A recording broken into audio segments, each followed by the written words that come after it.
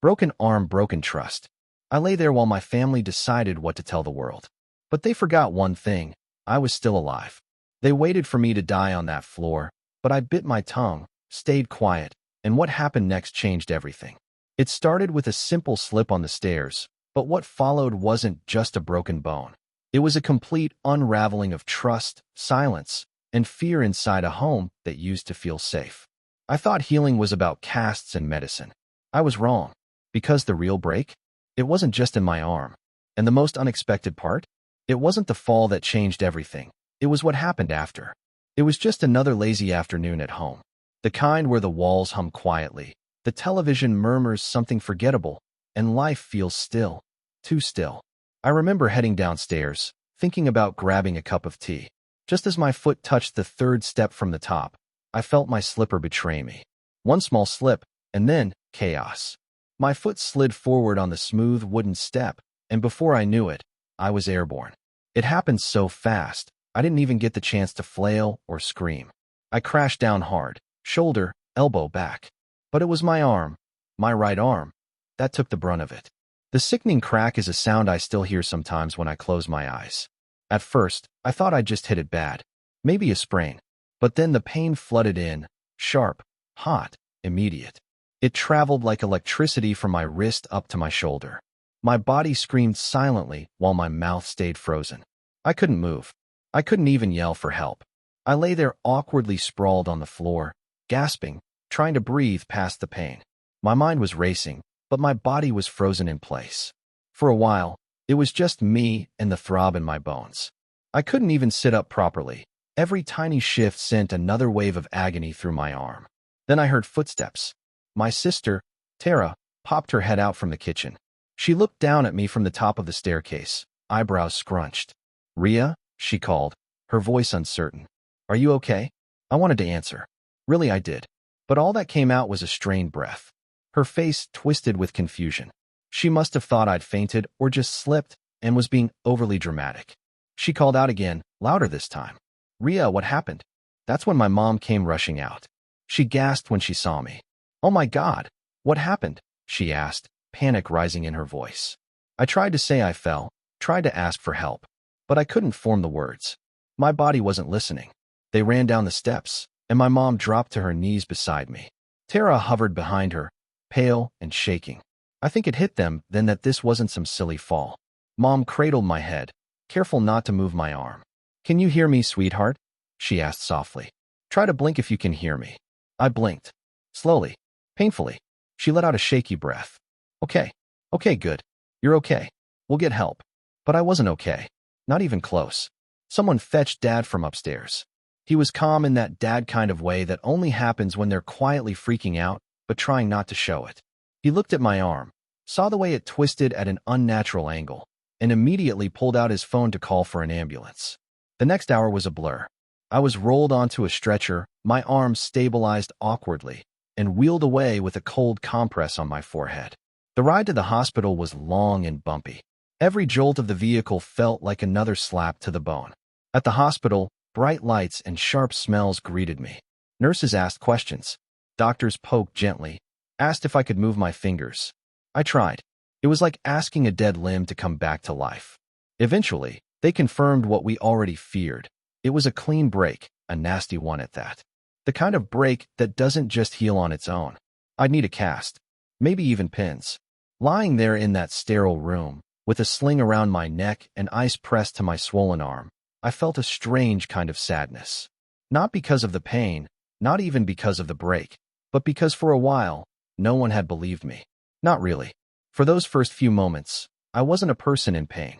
I was just someone lying awkwardly on the floor. Later that evening, Tara sat next to my hospital bed, holding a paper cup of orange juice. "I'm so sorry," she said quietly, barely above a whisper. I didn't know it was that serious. I don't know what I thought. I gave her a tired smile. "It's okay," I whispered back. I didn't know it was that serious either. We both laughed, even though it hurt. And in that moment, it didn't matter who misunderstood what. What mattered was the fact that she was there, that my family had come through, even if it took a minute to understand what was really happening. Sometimes, it's easy to assume someone's okay just because they're not screaming. But pain isn't always loud. And sometimes, being heard takes more than just a voice. The days after the fall were a slow haze of white walls, prescription bottles, and awkward silence. My arm, now tucked tightly in a blue fiberglass cast, felt more alien than a part of me. It was stiff, heavy, and unforgiving, like a reminder strapped to my shoulder that said, "You're not okay yet." The first night back home from the hospital was the worst. My room, once comforting and familiar, felt oddly distant. My bed wasn't built for a one-armed person. I couldn't lie on my side, couldn't pull up the blanket without help, couldn't even reach the bedside table for water without knocking something over. I remember crying silently that night. Not from pain, though that was still lurking, sharp and stubborn, but from helplessness. I hated needing help to do everything. I hated the way my mom hovered, trying not to hover. I hated the way Tara paused before asking if I needed anything, like she wasn't sure if she was allowed to feel bad. And most of all, I hated how quiet the house had become. Pain has a strange way of changing everything around it. Even the air feels heavier when you're hurting. My parents try to keep things normal. They made jokes during dinner, turned the TV up louder than usual, kept the house bright and busy. But I could feel the way they looked at me, like I was fragile glass. Any wrong move, and I might crack again. Tara became quieter too. She tiptoed around me like she didn't want to upset anything. It was strange. We used to argue over snacks and fight for the remote. Now, she brought me things before I asked, helped me comb my hair, even offered to read aloud while I rested. One day, I finally asked her, "Why are you being so nice?" She blinked, caught off guard. "Because I feel bad," she admitted. "You were lying there, and I didn't do anything. I thought you were just being dramatic." I looked at her, really looked at her, and realized she was carrying guilt in the same way I was carrying pain. "It's not your fault," I said. "You didn't know? Neither did I." We sat in silence after that, both holding on to something we didn't fully understand. The days melted into weeks. School was out of the question for now. My teachers were kind, sending homework home through emails and messages. But concentrating was hard. Even reading made my head hurt. All my focus was stuck in my arm, in the aching, in the stiffness, in the long days of doing nothing. Somewhere during the second week, I started noticing the emotional bruises. It wasn't just the broken bone. It was the way I flinched every time I walked near stairs. The way I hesitated before putting weight on my feet. The way I dreamed, or rather, nightmared, about falling again. The dreams were vivid. I'd see myself at the top of the staircase, feel the floor slip away, then wake up just before I hit the ground, heart pounding. I'd stare at the ceiling for hours after that, afraid to even close my eyes again. One morning, I told Mom about the dreams. She listened, then said gently, "It's trauma. Your body heals faster than your mind, sweetheart." She was right. My arm was healing. The swelling had gone down. The doctor said I was progressing well, even hinted at removing the cast early if I was careful. But my brain was still stuck on that fall, reliving it again and again, trying to make sense of what had happened. That's the thing about accidents. They don't just break bones. They break rhythms, routines, confidence. Everything I used to do without thinking, taking the stairs two at a time, carrying mugs with one hand, dancing around the house with headphones in, now felt dangerous. I moved slower. I checked the ground before every step. I became cautious in a way that didn't feel like me. But healing is never linear. Some days, I felt strong enough to get up and try again. Other days, I wanted to curl up and disappear. And both were okay. Eventually, physical therapy began. A small clinic not far from home, with posters of muscle diagrams and cheesy motivational quotes on the wall. My therapist, Kavya, was warm and patient. She made me laugh even while pulling and stretching the sore parts of me. She said something one day that stuck with me. "You're not just rebuilding strength," she told me as she guided my wrist through a slow movement. "You're rebuilding trust. In your body. In yourself." That's when it clicked. The fall hadn't just broken my arm. It had broken my belief that I was unbreakable. I'd always been reckless in little ways, running upstairs, skipping steps, dancing on furniture. I never thought twice about falling. Until I did. Now, I had to learn to trust my feet again. Trust the ground. Trust my balance. And trust that even if I fell again, I'd be okay. That trust didn't come overnight. It came in tiny victories. The day I buttoned my shirt without help. The first time I climbed the stairs alone. The moment I laughed and didn't feel guilty for it. And through all of it, Tara was there. We fell into our old rhythm slowly, watching shows, teasing each other, fighting over the last piece of cake. The silence between us faded, replaced by small moments of kindness that didn't feel forced anymore. One evening, as we sat on the porch watching the sun dip behind the trees, she nudged me with her elbow. "You're kinda brave, you know," she said casually. I looked at her, surprised. Brave? I was a crying mess for 2 weeks. Exactly, she grinned. And you still got up. Spring had slowly crept in while I was buried in recovery. The world outside was blooming again. Brighter skies, warmer afternoons, trees dusted in green. It felt like life itself had hit reset, just as I was beginning to feel whole again. The cast finally came off. I remember staring at my bare arm like it belonged to someone else.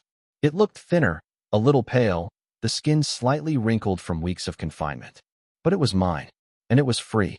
The nurse smiled as she peeled away the final layer. "Take it easy," she warned. "You'll be sore for a while. Muscles need time to wake up." So didn't begin to cover it. Even holding a spoon felt like lifting weights. But I didn't care. I could move. I could stretch. I could feel the sun on my skin again. That evening, I stood at the top of the stairs for the first time since the fall. My heart raced. It was silly, maybe, but to me, that staircase had become a monster. I'd avoided it for weeks, taking the lift or being helped up and down carefully. But now I stood there, facing it like an old enemy. One step at a time, I whispered to myself. And I climbed down. No slips. No drama. Just 10 quiet, careful steps.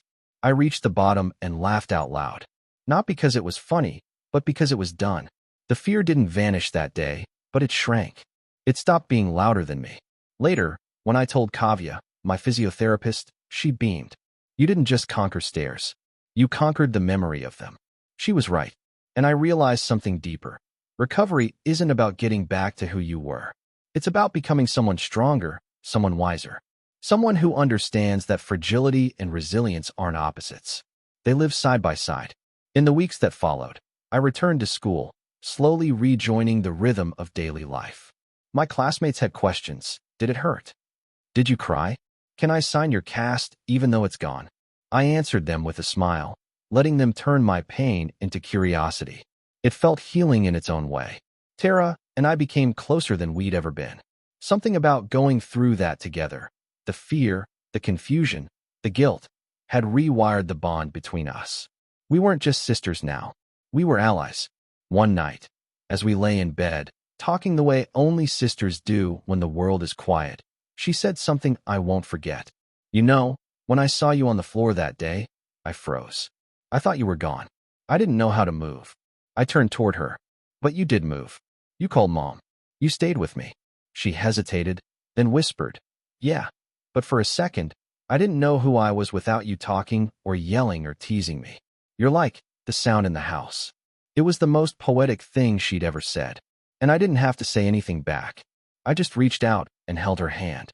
Sometimes survival is quiet. It's not always about grand comebacks or loud declarations.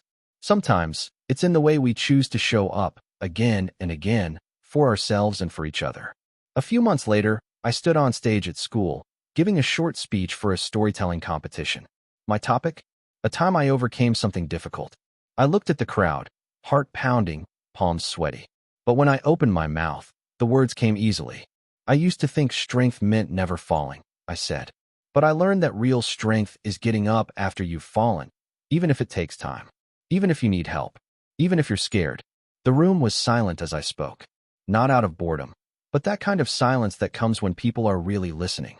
I told them about the fall, the hospital, the silence at home, the staircase. I told them about the fear, the trust, the slow climb back. And when I stepped off that stage, something inside me felt lighter. Later, a classmate I barely knew came up and said, "That made me feel braver. Thank you." And just like that, the story I once hated to remember became something else, a bridge, a connection, a gift. It's been a year now. The scar has faded. The dreams come less often.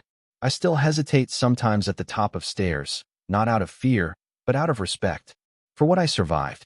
For who I became. I'm not the same person who slipped on the 3rd step and hit the floor. I'm stronger. Softer, too. I know how fragile life can be. But I also know how powerful a single step, forward, upward, inward, can be.